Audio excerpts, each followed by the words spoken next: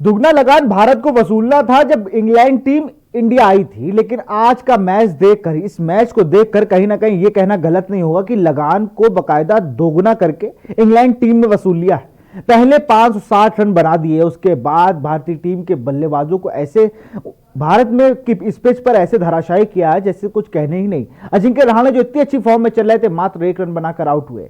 कप्तान कोहली जो अपनी लीव के बाद वापस टीम से जुड़े थे, फिर आए, बड़ी उम्मीदें थी, 11 रन बनाए। विराट, शुभमान गिल एक अच्छी फॉर्म में चल रहे थे, उनको जॉर्फर आर्चर ने अपना शिकार बनाया। उससे पहले अगर रोहित शर्मा की बात की जाए तो बड़ी पारी की अभी भी आस है, लेकिन एक लड़का जो पूरी फॉर्म में चल रहा है, ऋषभ पंत, उसको अभी भी अपने विकेट की अहमियत को बताना होगा कि वो विकेट उसका कितना अहम होता है भारतीय टीम के लिए। 91 रन की एक T20 स्टाइल की पारी खेली गई और फिर वही गलती, अपना विकेट फेंक के चले गए। इन सब पे चर्चा करेंगे, हमारे साथ क्रिकेट एक्सपर्ट संदीप पांडे जुड़े हुए हैं। संदीप, बहुत बहुत स्वागत है आपका के न्यूज में। Thank you. कल हम लोग बात कर रहे थे कि प्रेशर हटाने के लिए ऋषभ पंत को ऊपर भेजा जा सकता है, लेकिन जब वो जिस ऑर्डर में बैटिंग करते हैं, ऑर्डर तो वही था, लेकिन विकेट गिर गए तो लगभग माना जाए कि वो थोड़ा जल्दी आ गए। जी जी जी, बिल्कुल। उम्मीद देखिए ऐसी जरूर थी हम लोगों की कि जो टॉप के 4 बल्लेबाज हैं उनमें से कम 2 बल्लेबाज बड़ी इनिंग खेलें, क्योंकि 500 रन का पीछा कर रहे थे हम लोग। तो टोटल बैटिंग जो है वो ऊपरी क्रम के 4-5 बल्लेबाजों के ऊपर निर्धारित होता है, मगर ऐसा हुआ नहीं। भारतीय बल्लेबाजी क्रम एकदम से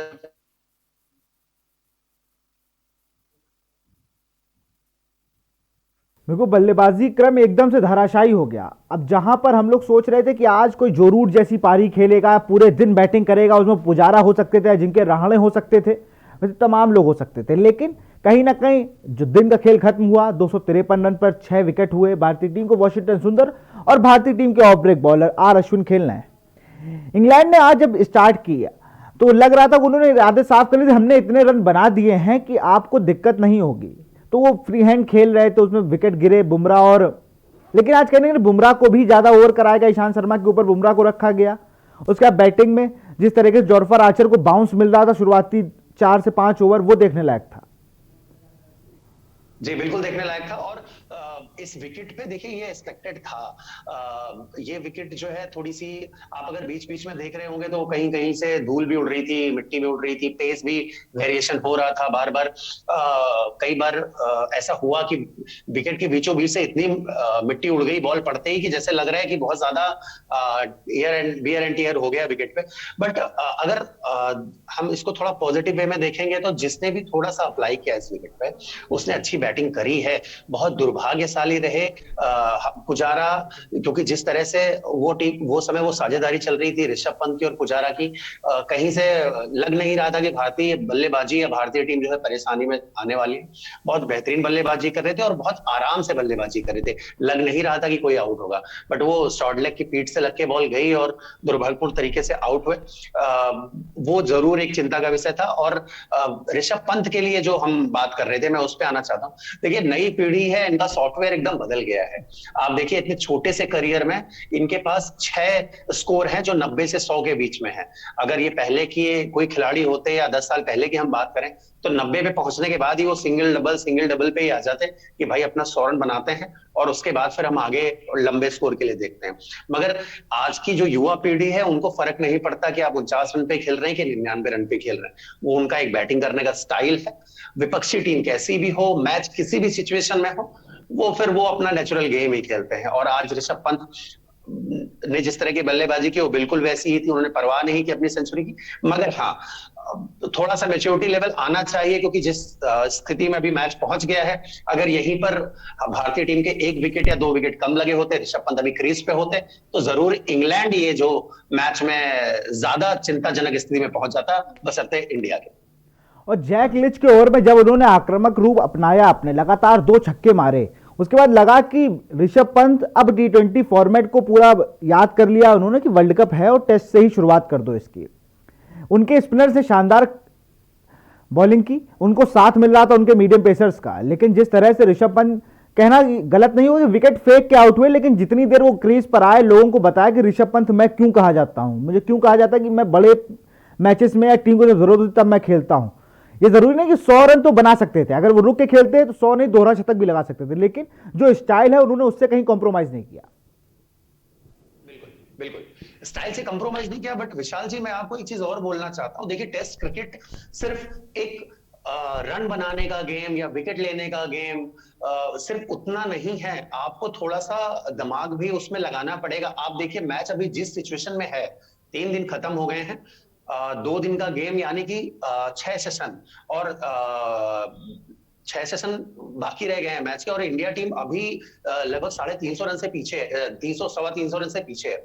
तो ऐसी स्थिति में क्या होगा कि इंडिया की टीम जितने ज्यादा ओवर बैटिंग करेगी, इंग्लैंड को उतने ज्यादा ओवर खेलने पड़ेंगे इंडिया टीम को दूसरी बार बैटिंग कराने के लिए।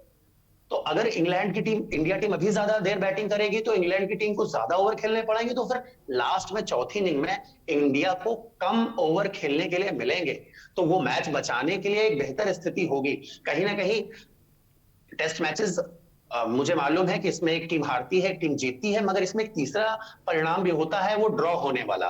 तो आप देखिए, अपनी जीत के बारे में जरूर सोचिए, मगर अगर आप जीत नहीं सकते हैं तो कहीं ना कहीं आप back of the mind match draw होने के लिए जो भी स्थितियां परिस्थितियां जिम्मेदार हैं उसको जरूर दिमाग में रखें। कहीं ऐसा ना हो कि आप जीतने के लिए ऑल आउट चले जाएं और फिर अंत में परिणाम ऐसा हो जाए कि आप मैच हार जाएं। तो मुझे लग रहा है कि इंडिया टीम को ज्यादा से ज्यादा और बैटिंग करनी चाहिए। अभी भी मुझे लग रहा है कि जिस तरह से अश्विन और वॉशिंगटन सुंदर खेल रहे हैं, अगर ये लोग 30-35 ओवर खेल जाते हैं तो मुझे लग रहा है जरूर इंडिया टीम ये मैच बचा पाएगी। नहीं तो मुझे लग रहा है स्थिति दिखती नहीं है, क्योंकि दूसरी नई बॉल 10 ओवर ली जाएगी, वो ज्यादा खतरनाक हो सकती है।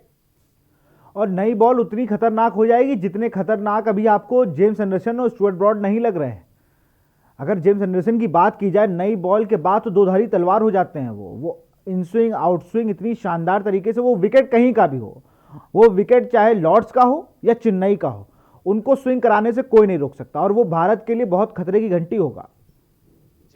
जी जी, वही मैं बोल रहा था। अगर 10-15 ओवर में इंडिया टीम ऑल आउट हो जाती है तो बहुत ढेर सारे ओवर बच जाएंगे।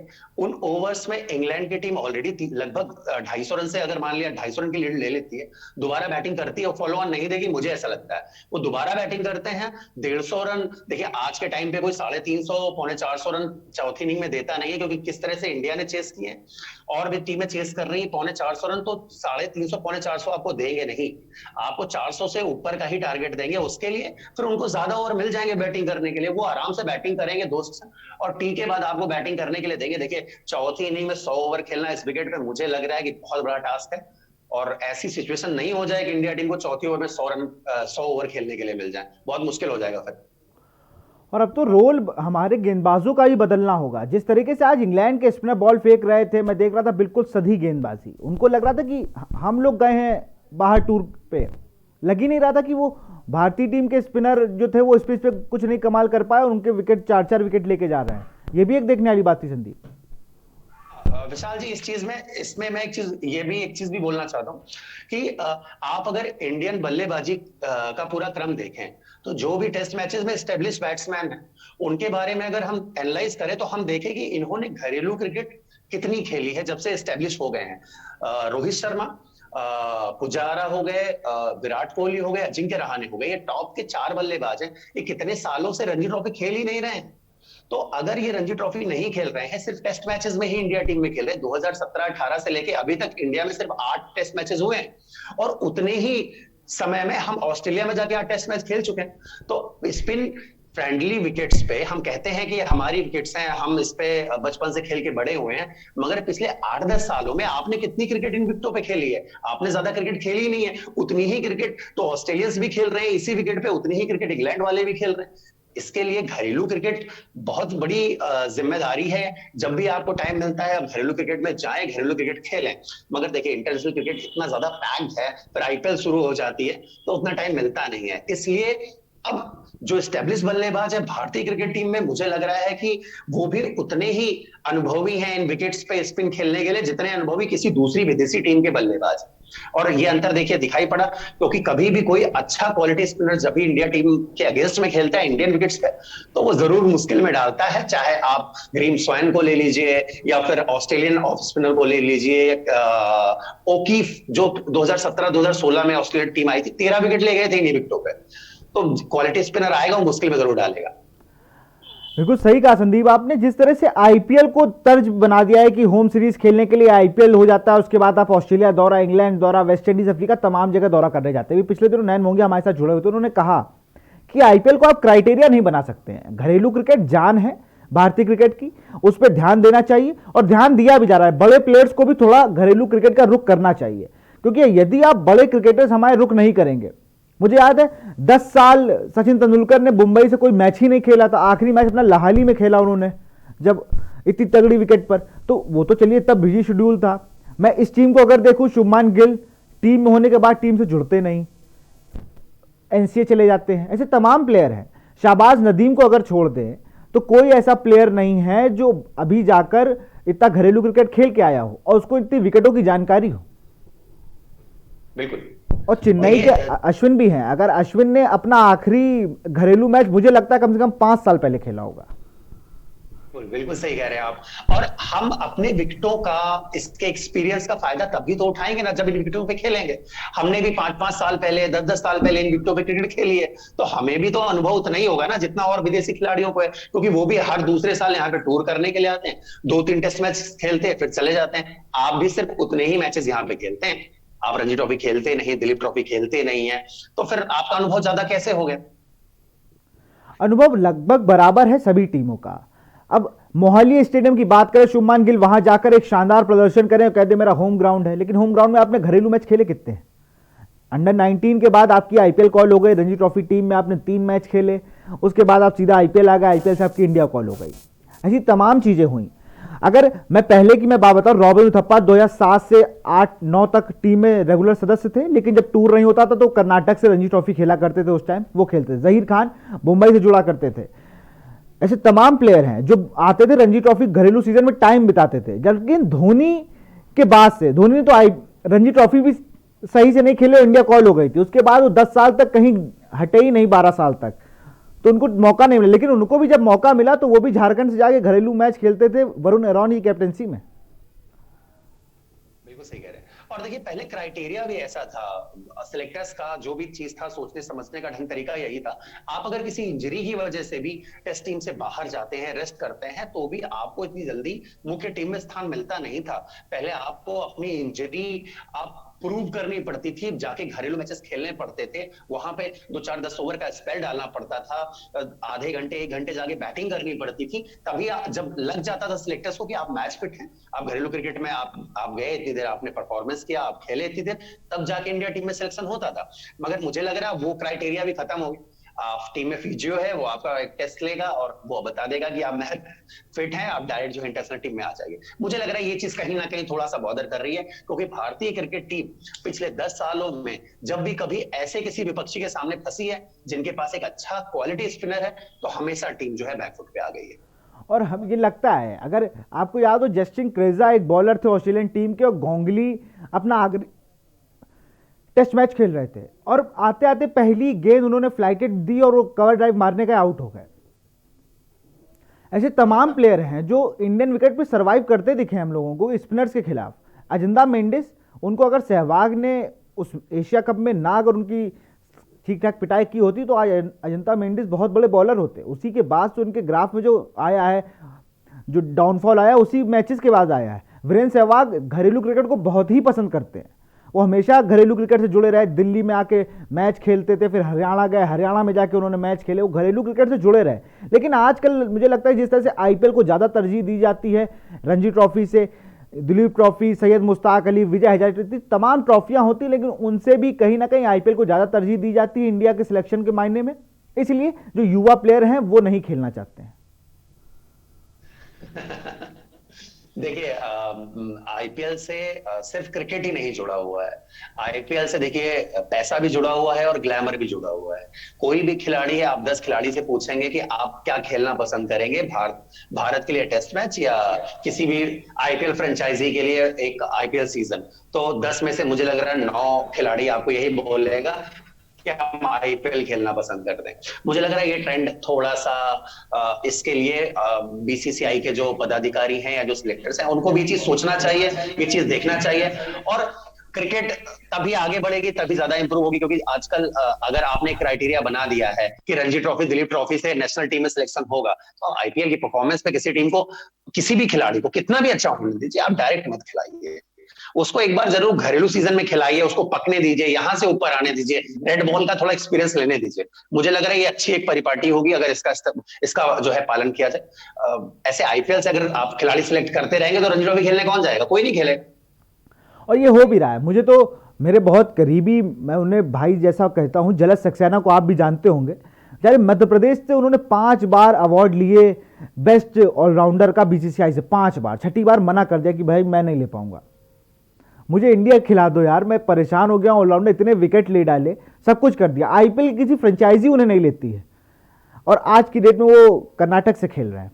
तो कहीं ना कहीं एक फिर प्लेयर को भी लगता है कि क्या फायदा ऐसे टूर्नामेंट्स का, यहाँ पे रणजी ट्रॉफी लेके आप बीसीसीआई तक आपको प्रमोट कर रहा है, लेकिन आप आईपीएल तक के दरवाजे नहीं पहुंच पा रहे हैं। सही बात है, बिल्कुल सही है। तो ये चीजें ऐसी हुई हैं पास्ट में, इसलिए ही खिलाड़ियों के दिमाग में ये चीजें घर कर गई हैं। या एक जो कहते हैं ना कि आदमी एक एम बनाता है। आप भी अगर विशाल जी याद करेंगे तो अपने दिनों को, तो क्रिकेट जब भी खेलना शुरू किया होगा तो आपने भी या कोई भी बच्चा जब भी खेलता है तो इंडिया टेस्ट मैच की कैप लेना चाहता है, इसलिए ही क्रिकेट खेलना शुरू करता है। मगर आज वो चीज रही नहीं। मुझे लग रहा है कोई भी बच्चा पूछेंगे तो आईपीएल खेलना ही पसंद करेगा। तो ये एक चेंज है, मुझे लग रहा है ये हो सकता है थोड़ा जो ग्लैमर है इसमें, जो पैसा है, शायद इसकी वजह से होगा। देखो, चर्चा को जारी रखेंगे। संदीप, आपने बहुत बड़ी बात कही कि जिस तरह से आईपीएल को तरजीह दे दी गई है, टेस्ट क्रिकेट से ज्यादा तरजीह दी जाती है भारत में आईपीएल को, और घरेलू सीजन में भी हमारे बड़े क्रिकेटर जो हैं वो अपनी राज्य की टीमों का रुख नहीं करते। इन सब पे चर्चा जारी रखेगी। हमारे साथ संदीप पांडे जुड़े, लेकिन यहां रुकते हैं छोटे से ब्रेक के लिए।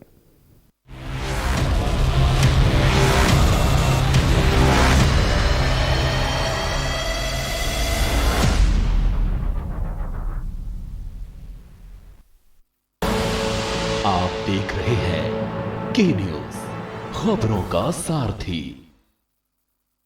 देवभूमि उत्तराखंड के निवासियों के लिए रोजगार के साथ साथ प्रदेश की तरक्की में भागीदार बनने का सुनहरा अवसर। प्रदेश में पर्यटन और स्वरोजगार को बढ़ावा देने के लिए राज्य सरकार ने शुरू की है tracking traction centre home stay योजना, जिसके तहत अधिसूचित ट्रैकिंग रूट्स के 2 किलोमीटर के दायरे में आने वाले गाँव के लोग अपने घर के खाली कमरों को प्रदेश में ट्रैकिंग रूट्स के लिए आने वाले राष्ट्रीय अंतर्राष्ट्रीय पर्यटकों के अतिथि सत्कार के लिए खोलकर आमदनी का जरिया बनाया जा सकता है। जो ट्रैकिंग ट्रैक्शन सेंटर के माध्यम से जो गांव वालों को लाभ मिला है, प्रति कक्ष होम स्टे के लिए 60,000 रुपये दिया जा रहा है, और रिनोवेशन के लिए जो है 25,000 रुपये की धनराशि दी जा रही है।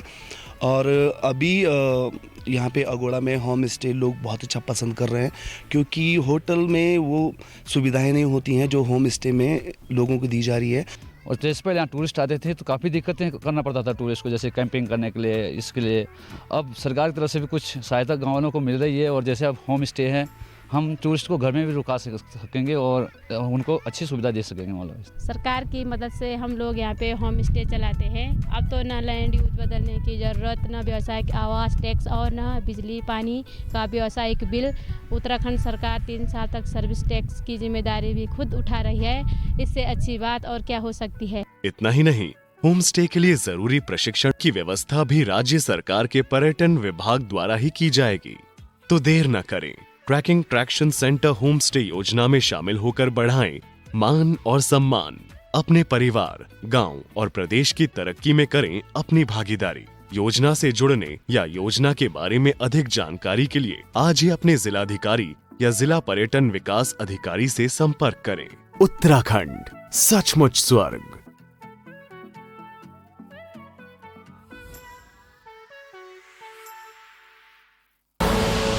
आप देख रहे हैं के न्यूज, खबरों का सारथी।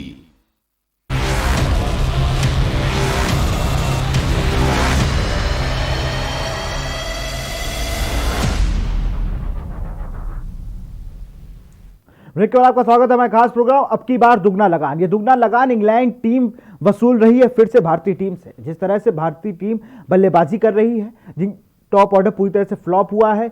एक अच्छी साझेदारी 120 रन की करते हैं ऋषभ पंत और पुजारा, लेकिन उसके बाद वो साझेदारी टूटती है। अब पूरा दारोमदार अश्विन और वॉशिंगटन सुंदर पे, इन सब पे चर्चा कर रहे हैं हमारे साथ क्रिकेट एक्सपर्ट संदीप पांडे जुड़ गए। संदीप, बहुत अगर बात की जाए बहुत ज्यादा देर हो जाएगी यदि ये दोनों बल्लेबाज हमारे कल जल्दी आउट हो जाते हैं तो। जी जी देखिए बहुत ज्यादा समय है नहीं, नई बॉल आने वाली है, जैसा हमने पहले भी चर्चा की थी। अगर ये दोनों बल्लेबाज जो है पहले 1 घंटा निकाल देते हैं तो मुझे लग रहा है कि कहीं ना कहीं आगे जो शादाब नदीम है वो भी थोड़ी बहुत बल्लेबाजी जरूर कर सकते हैं। तो जरूर हम लोग पहला एक सीजन खेल सकते हैं। अगर हम लोग पहला एक सीजन खेल गए, रन उतना मैटर नहीं करता कि हम रन कितना बनाते हैं, बट अगर हम लोग पहला सेशन खेल जाते हैं तो फिर इंग्लैंड के ऊपर ज्यादा दबाव होगा और ज्यादा कंफ्यूजिंग कंडीशन में हो जाएगी कि वो कितने ओवर बैटिंग करें और क्या टारगेट इंडियन टीम को चौथी इनिंग के लिए दें, क्योंकि वो सिचुएशन में उनको अपने गेंदबाजों को भी देखना पड़ेगा, उनसे भी पूछना पड़ेगा कि आपके लिए कितना बेहतर है कि कितने ओवर में आप इंडिया टीम को आउट कर सकते हैं। तो वो कंफ्यूजिंग कंडीशन जो है वो इंग्लैंड के ऊपर चली जाएगी।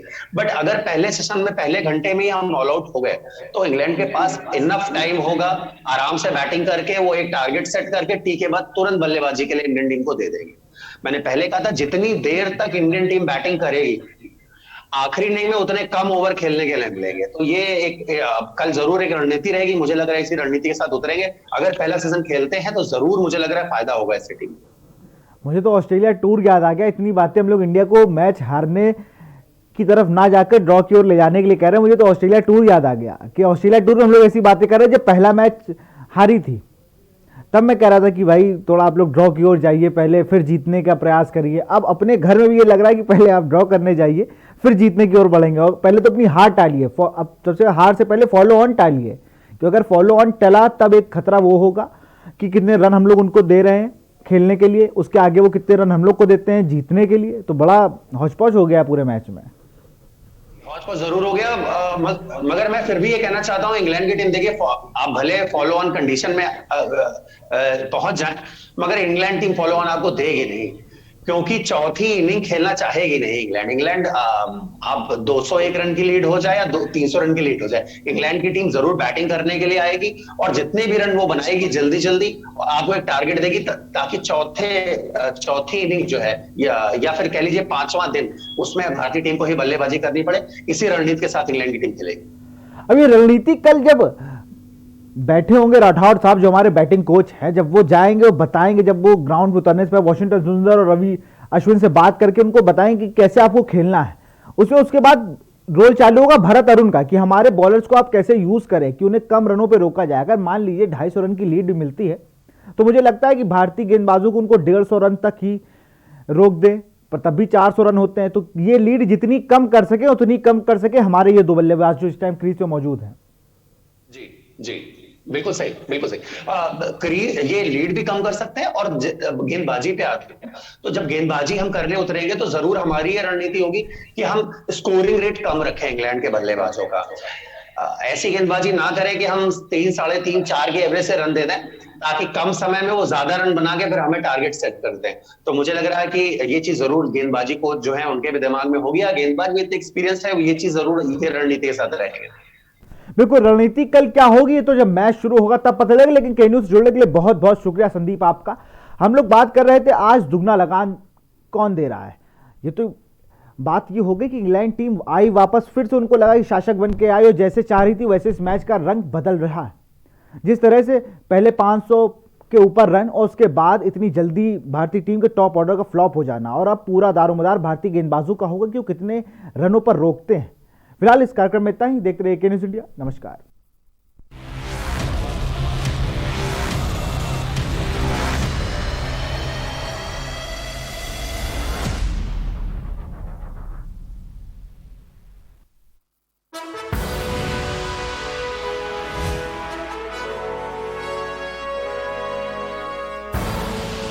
आप देख रहे हैं के न्यूज़, खबरों का सारथी।